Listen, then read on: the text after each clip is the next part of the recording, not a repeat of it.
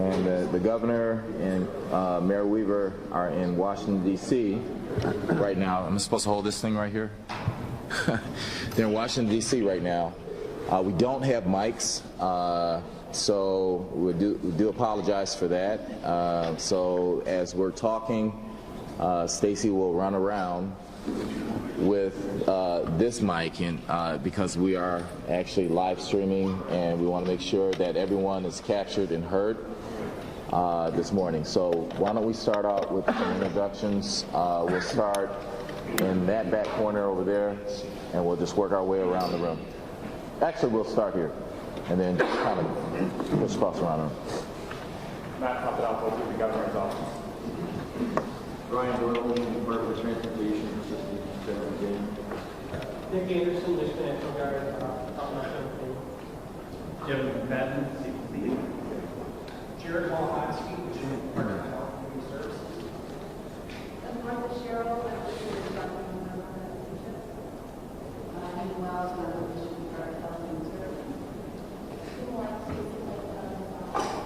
Mark Edwards,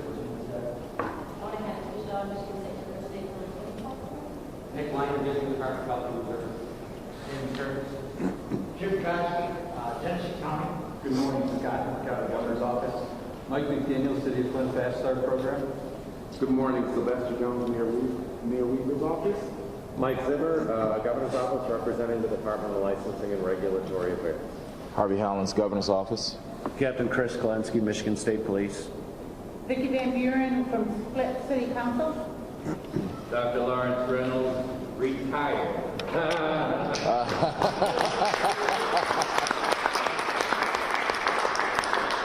But still active. Good morning, Keith Cardine, our Director, representing the Department of Environmental Quality. Rich Berry, Office of the Governor, Mission Flint Leader, and I know something about flunking from retirement doctors. So welcome to the club. Mark Bell, Genesee County Health Department. George Sullivan, Kettering University. George Christian, DQ. Ryan Wilson, Superintendent, Department of Education. Tom Brown, Department of Education.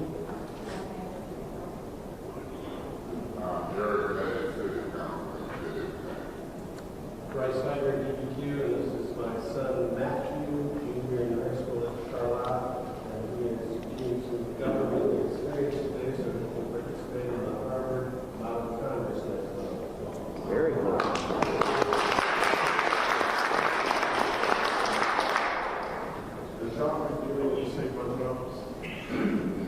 Paul Newman, Clint Simpson. David Sam, Office of the Genesee County Sheriff, Emergency Management. Rob Seeley, Office of Genesee County Sheriff, First Manager. Bill Barton, District Department of Health and Human Services. Okay, and thank you, everyone. And I know that Mayor Weaver hasn't introduced herself, but she's next on the agenda. So, Mayor? Yeah, good morning. Can you hear me okay? Yeah. Yes. Okay, thank you. Good morning. Sorry I can't be there in person, but I did want to be part of the meeting. And I just want to say a little bit about last week. We had a town hall meeting for Flint residents, and they got the opportunity to hear firsthand from the scientists that have been monitoring the water quality for the EPA, MDEQ. We had Virginia Tech, Wayne State, U of M. And the feedback that I got from residents receiving the information and education, they really, really appreciated it. I would say about 80% of the people there gave really positive feedback and comments, not only that evening, but I've continued to hear that information. But I also want to acknowledge that we did have some people there that weren't happy with I don't know if it was with the information, but they still had questions and were skeptical about what was going on. And I'm going to have to say I was glad to hear their issues and their concerns as well, because one of the things that I do know is that, Flint residents, they're angry that the water problems aren't completely fixed at this point. And I understand that because, I'm a Flint resident and I'm angry too. But I know that, we don't have any room for public error where health is concerned. And so one of the things I appreciate is the need for caution and for certainty. And that's what we're doing, and that's what was exhibited even when I went to the meeting the day before, to walk into that room and see about 50 people from Flint, the county, the state, the federal level, all of these scientists working to address the water quality in the city of Flint, made me feel great that we are taking this seriously, but we know that we still have more to do. So I just want to say that I've been impressed with the dedication and the work that's being done by the people at the local level, the state level, the federal level. The independent university scientist, Dr. Edwards, I heard that he was there. He was the first one to alert us to the severity of the problems with our water. Sean McElmurray, Nancy Love, they were all there. So I just wanted to say overall it was really good information and things are getting better. Are we where we want them to be? No. But we're going to continue to work and stay focused. And one thing I know is that we can do more together than apart, especially in these trying times. So we're going to continue with the town halls. We're going to continue to get that information out there to the public. So as we get information, we will be getting it to the community. So I just wanted to thank everybody that's been helpful in that process. And we're going to continue to move forward. So thank you very much. Thank you, Dr. Weaver. Next we have Jensen County Dave. Well, thank you. I'd really like to thank everyone that participated in the town hall meeting. I think it's critically important. That we share and be as transparent as we can be with the community through this crisis. I think that we have an opportunity to advance the science around safe drinking water. That requires a lot of collaboration and working together. We seem a bit challenged in terms of expanding, Medicaid, but that's another opportunity that we have. The county is working with the State Department of Agriculture and Rural Development. We're coming on to license renewal time for food service establishments, and because there are so many teens that work in food service establishments, we're looking at it as an opportunity to possibly send information out about the Medicaid expansion opportunities and see if we can't help to increase enrollment in that area. In my discussions with the Drain Commission, they've indicated that the progress with the construction of the new water treatment plant is ahead of schedule. I think that's also another positive initiative of things going on. Thank you. Thank you, Mark. Next is George. Thank you, Harvey. I have a good bit of good news here. So first, let me start off by talking about the fixture replacement program going on in the homes. This is a program where we've procured funding for 4,000 homes to have a kitchen faucet and a bathroom faucet replaced, going all the way down to the shutoff valves underneath the sink. Our target start date was February 1st of 2017, and I'm very pleased to announce that the program has already begun. We've already replaced about 36 fixtures in about 36 homes so far. And the criteria that we're using is we went back and we took a look at the analytical data going all the way back to September of 2015 when the residential testing was first made available. Any home that tested above 15 parts per billion was put in the first cut, and going all the way to December of 2016, and that constituted approximately 1,200 of those 4,000 homes. The balance of those are going to be done through the CORE program, system in terms of identification. As we go out into the community, we're going to be looking to see if folks have broken faucets or if they have faucets that are incompatible with the filters. So as the core teams are out in the community, they're making note of these homes, and so those are also being slated. And like I said, we have funding for up to 4,000. There were 1,200 that were above 15 parts per billion, so we do have a fair amount that we'll be able to do above and beyond that.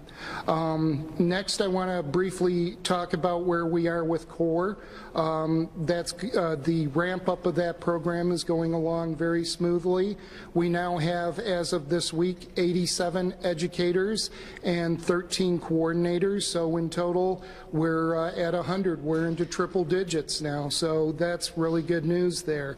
We're slating 2 more classes of approximately 35 each, and we hope to be doing those classes every 2 weeks. So within the next 4 weeks, we're hoping to have our full complement of 160 educators and 16 coordinators. So far, the efforts have been tremendous. We've gotten over 39,000 door knocks, and as a result of that, we've had over 11,000 conversations with residents. We've got just over 2,000 addresses that we need to get to for the first round, and then we will have at least knocked on the doors everywhere in the city. I do want to remind folks that the residential testing program is still available, and we encourage people to get their water tested. And in looking at the data, overall, it looks very good. When you look at the residential data in and of itself, that continues to improve as well. So we're seeing continuous improvement across the board, and all the outreach programs are ramping up very nicely. Dr. Sullivan. Just a couple of questions I've had from residents about the CORE program. Is as you move along, will you maybe get to a point where you have an idea about an area that you're going to be in advance, and people can make sure that they're home? That's something we can certainly look at. Right now, our first concern was to try and at least get one run through. Right. This is a work in progress, and we're constantly perfecting it. So we can certainly do something like that. Thanks. Any other questions? I have a comment. Go ahead, Dr. Mayor.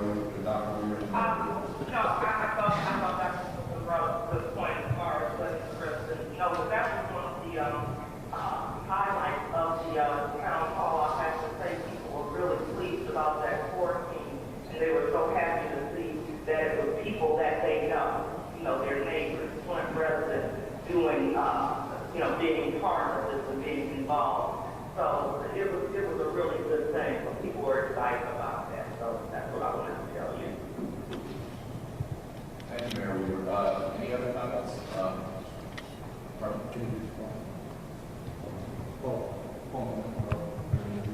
Yes.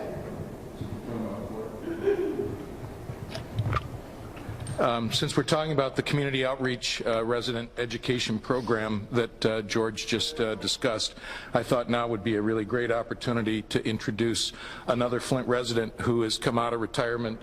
See, there's life after retirement, Dr. Reynolds. He'd come out of retirement for about the 4th time, I think, to lead the 160 people that are making up the core program. And seated behind me is Mr. Paul Newman, no relation to the race car driver, actor, or salad dressing maker.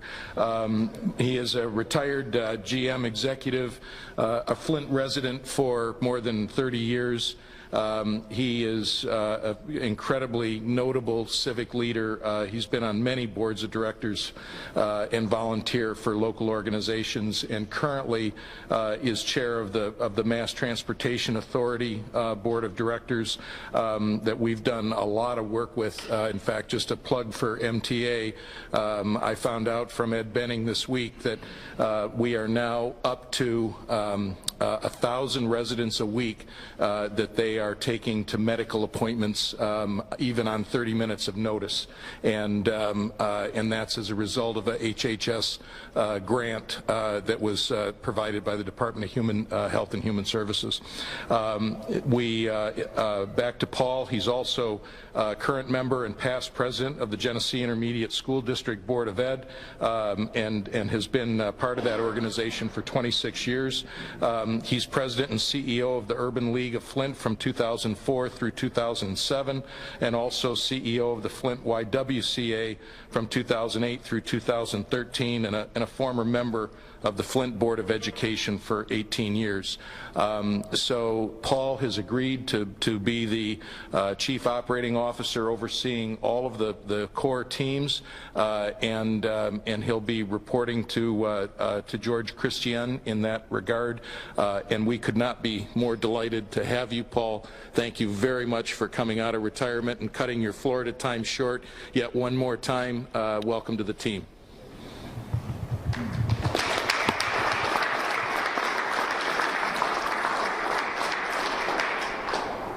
Thank you. Any other questions for George or comments on this before we move on? All right. Yeah, Scott, I just gave enough time for Stacey to walk around. Yeah, go ahead. George, as it relates to Boston, the city has been getting requests for the tour aware that program has started. You can get into the loop of how we direct revenue. And then the other thing is that we've had conversations with business. We're talking about addressing all the hazards within the home. So making sure that this information will be coordinated with what's going on in the HHS as well. So if we could move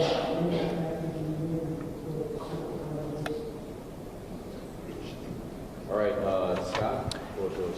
Thank you, Harvey. Good morning. So I'm going to roll through two things fairly quickly here. The first one is just the Flint dashboard itself. Again, pleased to report that the city, county, and state partners continue to work really well together. We have the one item that's yellow at this time that's off track is a construction challenge. We're working through that, of course, but that's around the child and adolescent health centers, but that continues to make some strong progress overall. And again, the reason we're off track with that particular item is just because of a self-imposed deadline there. And so we're trying to be very rigorous and holding ourselves to that accountability framework. And that's the only item at this point that we're off track on overall, which is certainly out of 300 plus activities. That's a testament to a lot of strong effort by the folks in this room and all the partners. By way of the 75-point plan, we're 50 of 75 completed, which is 66% overall. I won't roll through all the subordinate details, but rest assured there's a lot of activities going on. Harvey also asked me to just pull up the Flint Action Tracker as well. So let me do that really quick. I don't know why that's not showing up on the board here. Give me 1 second.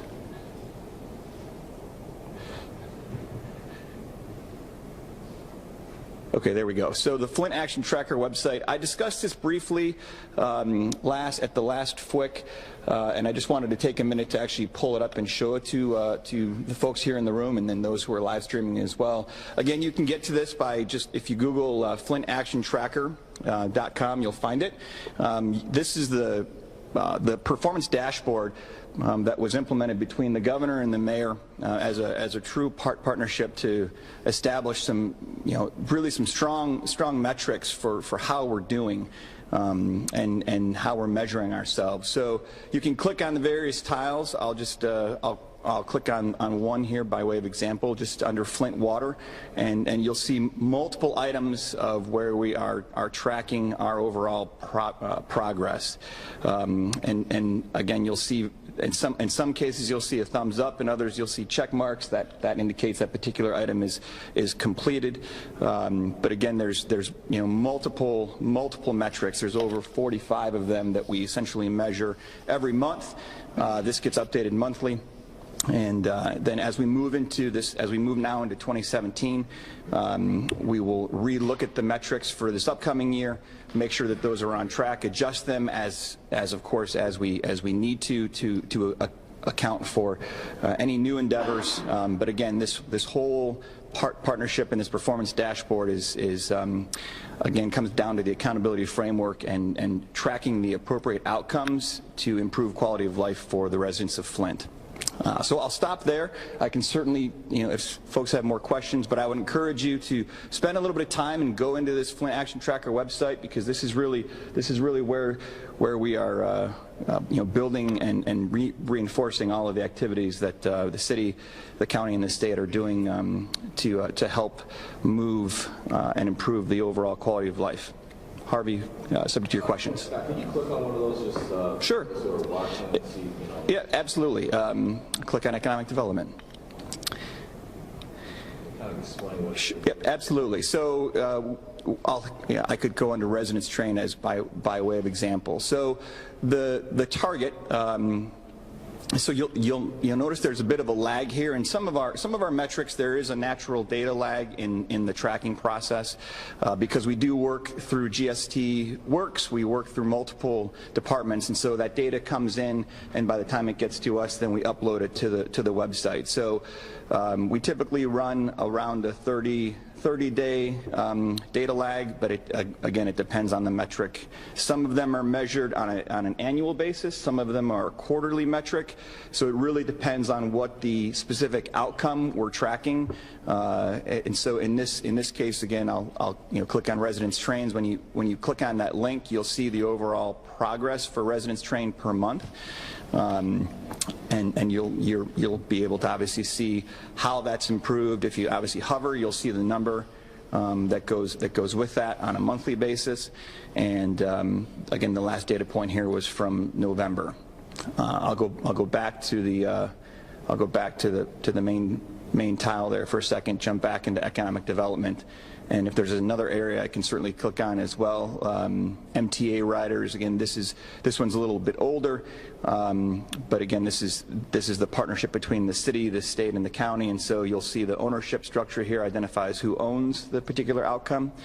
And as we move through this thing, and again, it's a work in progress overall. Both Steve Branch and Sylvester Jones and their staffs have been great to work with, and we're certainly grateful for the partnership there. Any questions for Scott? Scott, I would just reinforce that the action tracker, the partnership with the city, it's designed to be a quality of life measurement, not just water tracking. There's exceptional information there, but it's also about opportunities, medical impact and coverage, jobs and training, as you pointed out, and it's really it's a long-term, not predicated on healing the water system. It is predicated on addressing a whole variety of opportunities and issues in Flint that will go on long after the water issues are resolved. Yeah, thanks, Rich, for clarifying it. Absolutely. Okay. Thanks, Scott. Catherine?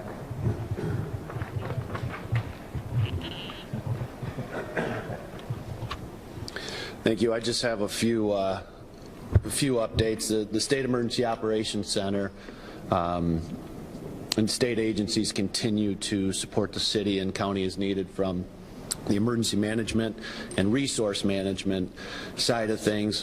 Daily we have personnel in the State Emergency Operations Center managing many logistical aspects of the operations that are outgoing or ongoing out in the field. The warehouse obviously is still operational, as well as the community points of distribution. We do continue to maintain commodities in the warehouse, so there really has been no change in all of that. That logistical operation just continues to flow until we get to a point we can make some adjustments, but at this point in time, we're status quo with all that. I do want to just let the members of the FWICC know, so in the executive order, there was a charge to this committee by the governor. There were, I believe, 12 points that were in there that were shall do's, and I already have a document that has a lot of the information from a management standpoint filled in.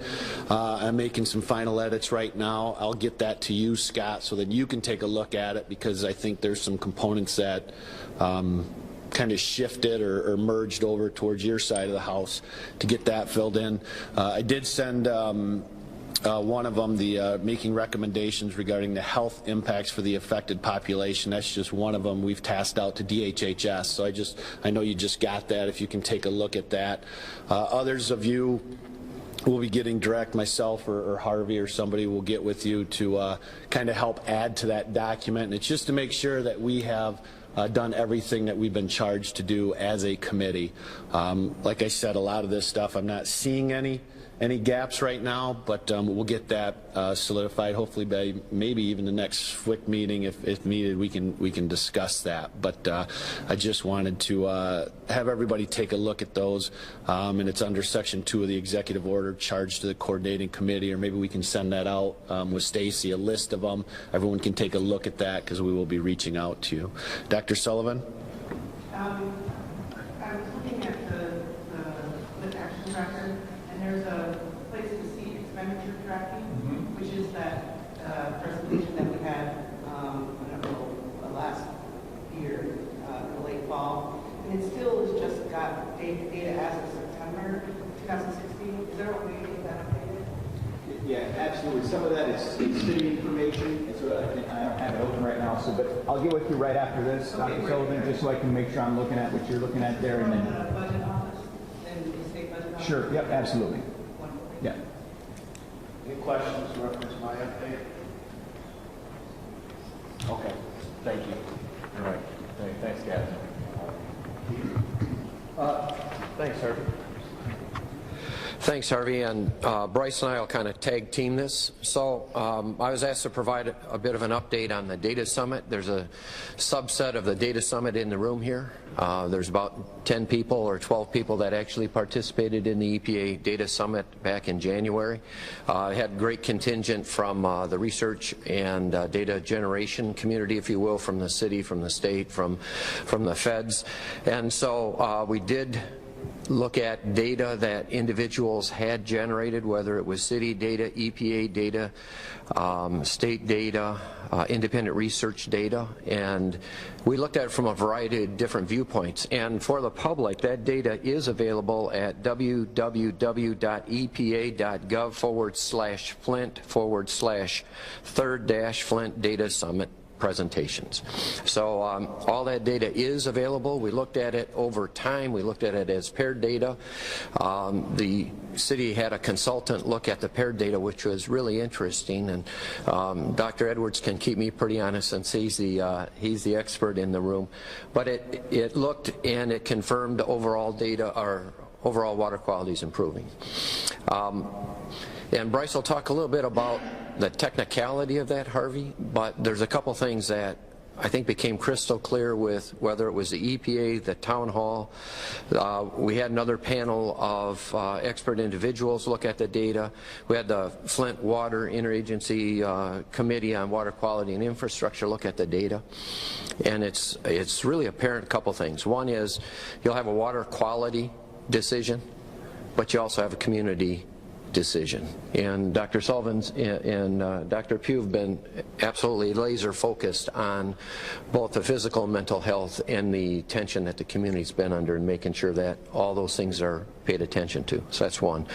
Two is it's at each meeting that I was in, it's very apparent that we need to continue to support the critical nature of getting the lead service lines out of the ground in General McDaniel's program and the Fast Start program.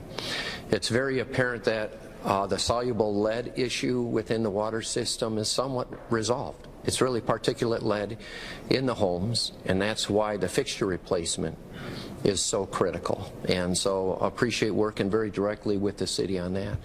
It's very critical that we have management practices throughout the city for vacant and abandoned lots and for rentals and for age of water. And so that goes hand in glove with the next heavy lift on making sure the infrastructure and that we pay attention to the infrastructure. Also became very apparent that we need to minimize transition of water sources. and see if we can't come up one more time, go back. I think Mr. Jones brought this up very early on about seeing if there isn't ways to stay on water supplies for a longer period of time. And so I know individuals are working very diligently on that at the city, at the county, at the state levels, and so appreciate that leadership to make sure we pay attention there. It's very evident that we need to pay attention to at-risk populations and assure that there is that relationship between the medical community and the residents to instill confidence. So that's really what the data summits have illuminated, and that's what they've confirmed. Water quality is absolutely improving, but we have a lot of work left to do.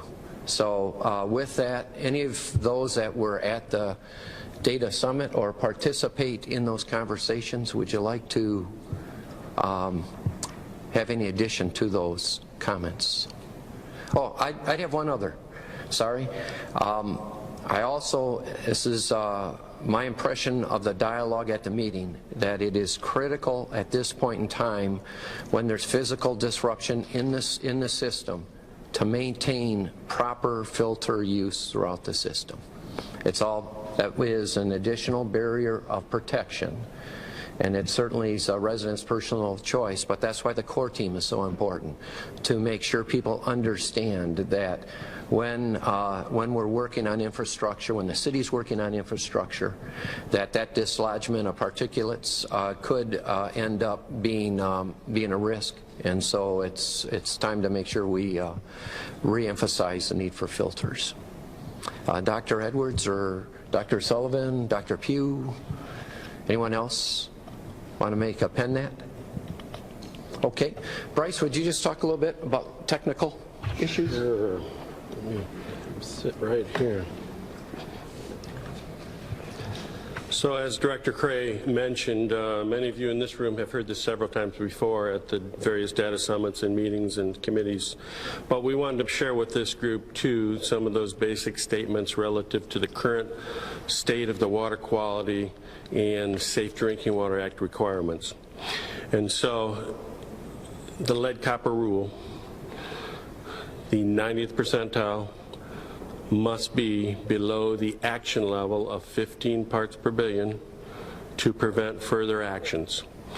And so we're always asked, well, is it in compliance? Is it in compliance? It's probably not the best way to phrase it, because technically speaking, even though the first 6-month monitoring period of this year, January 1 through June 30th, the action level was exceeded. The 90th percentile was 20 during that first period, which required the city to do certain actions, public education, lead service line replacement, etc. Technically speaking, they were in compliance as long as they did those actions. And so that's not a real good word to describe the water quality. But the good news is this most recent 6-month monitoring period from July 1 through the end of last year, the 90th percentile value was 12 parts per billion. So that is now below the action level of 15. Further, there were 4 separate extended sampling rounds through that period, and the trend through the period was that the water quality in that respect is getting better. In fact, the most recent round in November of 2016, the 90th percentile value was 8 parts per billion, even below the proposed new standard of the draft legislation that this group approved. And so the water quality is getting better, as the mayor said. That's great. We're not done. The lead copper monitoring for all public water systems goes on forever. It never ends. For the city, they have to do another 6-month round, which we're in that period now, and it will end, of course, in June. And based on the trend, we're fully expecting that 90th percentile value will be below the action level and probably lower than what it is now, based on the trends. But we'll wait and see. If, in fact, they have 2 consecutive 6-month rounds of sampling, so at the end of the next round, and both of those rounds have a 90th percentile value below 15, Oh, the mic's not on? Oh, for people in the room. Sorry. So if, in fact, they have 2 consecutive 6-month rounds of 90th percentile values below the action level, which we fully expect at the end of the next monitoring period, the regulation would not require continued replacement of lead service lines. However, in the case of Flint, I know, as the mayor has said and as General McDaniel is, they intend to replace every lead service line in this town that they can locate and remove. So, I mean, it really has no bearing on that, but we wanted to share what the regulation requires in that regard. But clearly the water quality is getting better, has been shared, and clearly I have confidence in saying that the 90th percentile value of the most recent monitoring period is below the action level. And so we wanted to share that. A couple other things relative to water quality that we shared at the various data meetings and summits relative to microbial control. So the city is required to collect 100 samples for coliform bacteria analysis every month. During the calendar year 2016, the city collected more than that, 1,400 and some. All of those results for the entire year were negative or non-detect for coliform bacteria. So that's really good news. Coliform bacteria, you probably know, is the regulatory standard for assessing microbial quality. We know it's not perfect. It is an indicator organism, but generally speaking, it's hardier and lasts longer in the environment than other organisms that might be present in a water system. And so the city has met that standard for the entire year. Further, they have really done a great job, and I credit Jolisa McDay and Rob Benzik and others who have worked with the EPA. They've really done a great job increasing the chlorine residuals throughout the entire system this past year. Early on in this event, and even early on in 2016, we could not say that. The regulatory standard in that regard, by the way, for a source with surface water supply, like Flint, is that 95% of their bacteriological sampling sites, when they collect a required coliform sample, must have a detectable chlorine residual.